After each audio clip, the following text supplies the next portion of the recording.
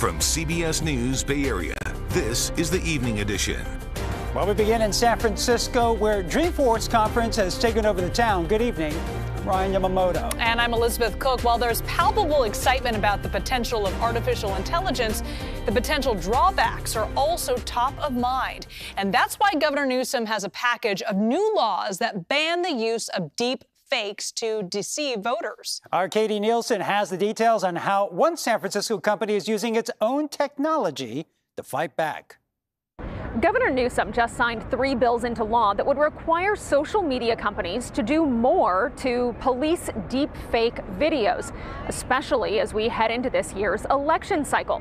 And one company here in San Francisco is at the forefront of creating software to detect those altered images.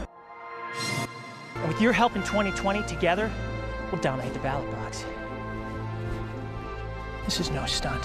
Some of the deepfake videos are pretty easy to spot. I'm Tom Cruise, and I'm running for president of the United States. America, you complete me.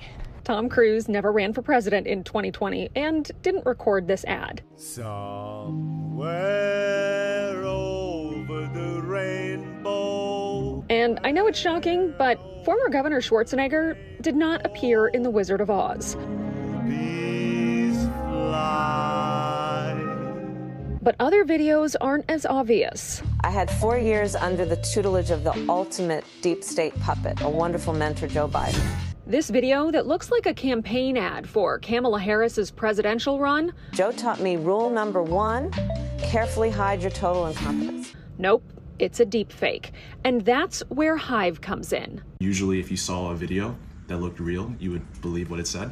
But now that's not the case. Kevin Guo is the CEO of Hive, which uses advanced algorithms and AI to detect deep fake videos. The way that our models work don't really interpret content the way that a human does. It's really looking at kind of on a pixel level basis in a way that's almost invisible to humans. But there is that signature, that watermark there that our models have figured out. Elon Musk retweeted that Harris campaign ad parody video, resulting in a Twitter spat with Governor Newsom. The federal government, humbly I submit, for many different reasons, is failed to regulate. In the absence of that regulatory framework, California asserts itself.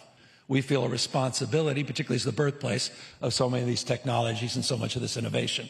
On stage at Dreamforce with Salesforce CEO Mark Benioff, the governor signed 3 bills into law that require social media companies to label deepfake videos as parody or just remove them completely.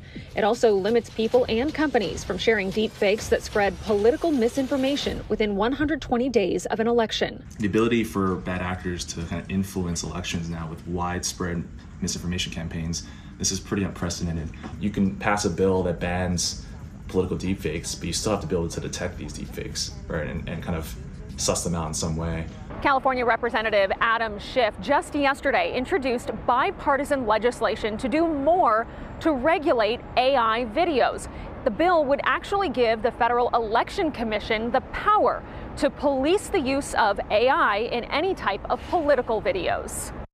And executives from Silicon Valley were on Capitol Hill today for a hearing on foreign threats to the November election.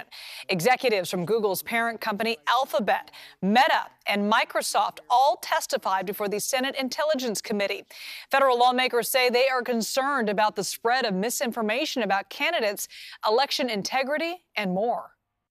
This year alone, we've seen a variety of malicious activity, including cyber attacks, efforts to compromise personal email accounts of high-profile political actors, and influence operations both on and off our platforms that are seeking to sow discord among Americans. It's a pleasure to be here. Alphabet also said they've seen disinformation campaigns from Russia, China, Iran, and North Korea, as well as criminal groups.